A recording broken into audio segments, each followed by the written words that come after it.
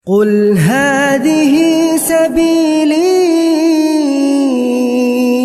أدعو إلى الله. Assalamualaikum warahmatullahi wabarakatuh. Alhamdulillah, salatu wassalamu ala rasulillah, amma ba'd. Kaum muslimin yang dirahmati Allah subhanahu wa ta'ala, kami masih terngiang-ngiang sama perkataan Pak Idrus Romli, kaum muslimin. Perkataan Pak Idrus Romli yang videonya kita posting kemarin, yang mengatakan bahwa Wahabi itu kerjanya merubah Al-Quran. Kalau nggak merubah Al-Quran, ngerubah hadis. Kalau nggak ngerubah hadis, yang ngarang-ngarang dalil. Kalau nggak ngarang-ngarang dalil, yang membuat propaganda. Kita sebagai muslim, kaum muslimin, yang dijuluki itu ya buat propaganda, ya.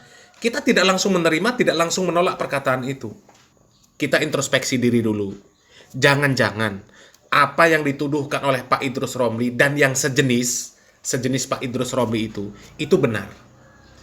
Kalau ternyata benar, kaum muslimin, ya kita tinggalkan manhaj yang selama ini kita anggap itulah yang benar. Manhaj salaf yang disebut oleh mereka itu Wahabi. Masa Al-Quran dirubah, hadis dirubah, dalil untuk ibadah ngarang-ngarang sendiri, ditambah lagi membuat propaganda, memfitnah sesama muslim. Kan bahaya itu, kaum muslimin. Kalau benar seperti itu, kita tinggalkan, ya. Nggak pakai nanti-nanti.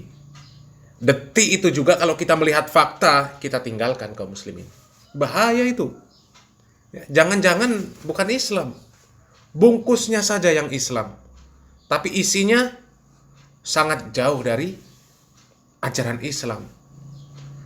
Akan tetapi ternyata setelah kita introspeksi diri, kita lihat ke dalam, kita perhatikan betul-betul orang-orang yang disebut Wahabi. Apakah itu ulamanya, apakah ustadznya, apakah jamaahnya. Justru semakin membuat kita ini yakin bahwa inilah yang benar. Yang disebut Wahabi inilah yang benar. Nggak ada yang berani ngotak-ngatik Al-Quran, merubah-rubah Al-Quran, merubah hadis, ngarang-ngarang dalil, membuat propaganda. Nggak ada yang berani, ya. Kita lihat realita. Mereka ini adalah orang-orang yang berusaha menegakkan syariat Islam, ya. Perkara-perkara yang wajib mereka kerjakan, perkara-perkara yang sunnah mereka kerjakan, terlepas dari segala kekurangan yang ada pada mereka, ya.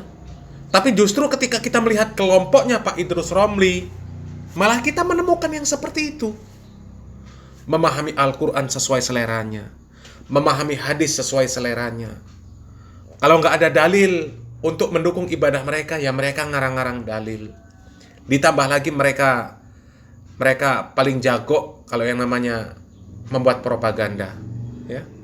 Ibadah mereka, ya kita lihat. Ini bukan masalah remeh-meremehkan, tapi itu kita untuk sebagai apa ya? Untuk bahan perenungan, untuk bahan perbandingan. Sholat banyak yang enggak, tutup aurat banyak yang enggak. Jadi jangankan perkara yang sunnah, yang wajib saja mereka banyak tinggalkan, dan itu fakta. Itu fakta. Dan nggak usah dibantah. Ya, nggak usah dibantah. Percuma mau bantah. Karena realita di depan mata itu seperti itu. Ya, coba lihat. Banyak yang sholat nggak dikerjakan. Ya, tutup aurat juga enggak. Jangankan mau sholat ke masjid. Sholat wajib di rumah saja enggak. Ya, dan itu fakta. Banyak kemaksiatan. Itu jelas lah. Jadi nggak usah dibantah, ya. Dan kali ini kita ingin sedikit membuktikan lah kaum muslimin, ya. Siapa tahu mereka ini bisa berpikir, bisa ngaca, bisa introspeksi diri, ya. Ini ada video amalan dari kelompoknya Pak Idrus Romli yang nggak ngerti ini dalilnya dari Al-Quran yang mana, hadisnya yang mana, atau jangan-jangan mereka ini yang ngarang-ngarang sendiri dalilnya. Coba kita simak videonya.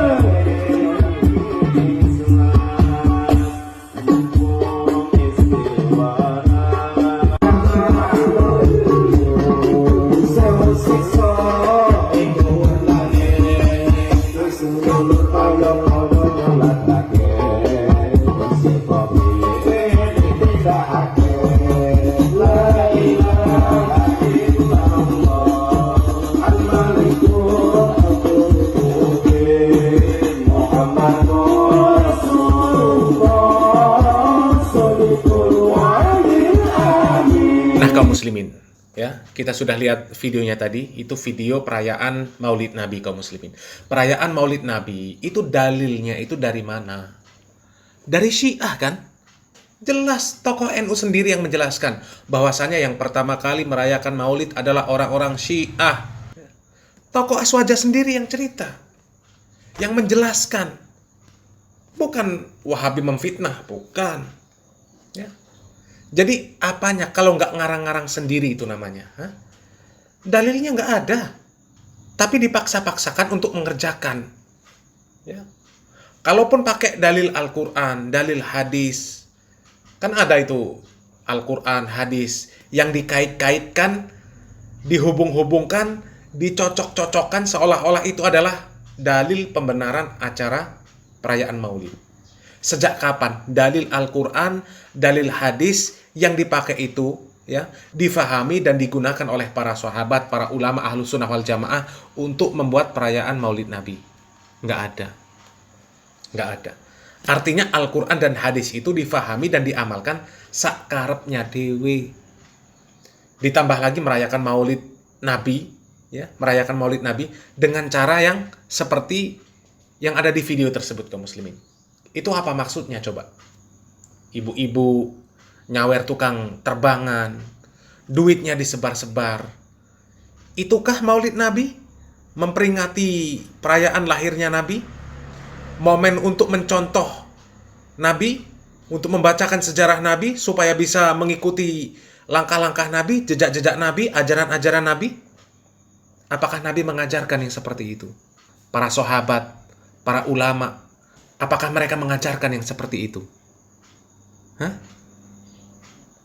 Kalau berani mengatakan mereka yang mengajarkan yang seperti itu berarti dusta atas nama mereka.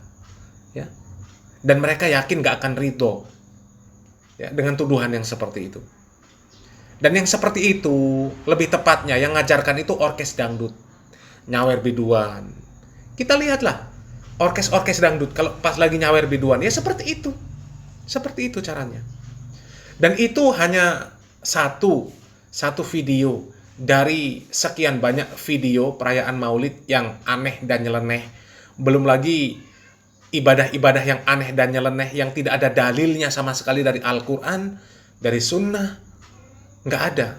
Dalilnya pun dari kitab silsilah hadis dhaif dan maudhu itu juga nggak ada. Saking palsunya. Saking palsunya di kitab silsilah hadis dhaif wal maudhu itu nggak ada hadisnya.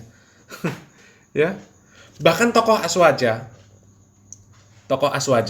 Buya Yahya, pernah di dalam sebuah ceramahnya membahas masalah perayaan Maulid. Dan di sana itu beliau mengatakan bahwa pelaku Maulid itu banyak menyebar, banyak memakai hadis-hadis palsu untuk membenarkan acara Maulid. Coba, itu tokoh Aswaja sendiri yang ngomong, bukan tuduhan Wahabi. Jadi jelas, ya, sangat jelas bahwa mereka ini adalah maling teriak maling. Salam waras, salam akal sehat. Barakallahu fikum. Wassalamualaikum warahmatullahi wabarakatuh. Bergembira dengan datangnya Nabi adalah iman. Menjadi sebab kita selamat terbebas dari neraka. Iman. Cuman tidak boleh kita membuat riwayat palsu. Man yubarikun nasa, barang siapa yang memberkati, mendoakan berkah bulan ini maka akan haram dari api neraka. Tidak ada riwayat dari Nabi seperti itu. Itu batil, itu bohong. Gak boleh, Anda tidak usah membawa hadis palsu. Banyak. Kalau Anda melaksanakan maulid Nabi, ada penjelasan tidak harus membawa hadis palsu. Hadis palsu tidak boleh. Termasuk di antaranya qala Nabi, kata Nabi, man 'azzama maulidi, barang siapa yang mengagungkan hari kelahiranku, wajibat syafaati, wajib mendapatkan syafaatku. Itu bohong. Nabi tidak pernah berucap seperti itu.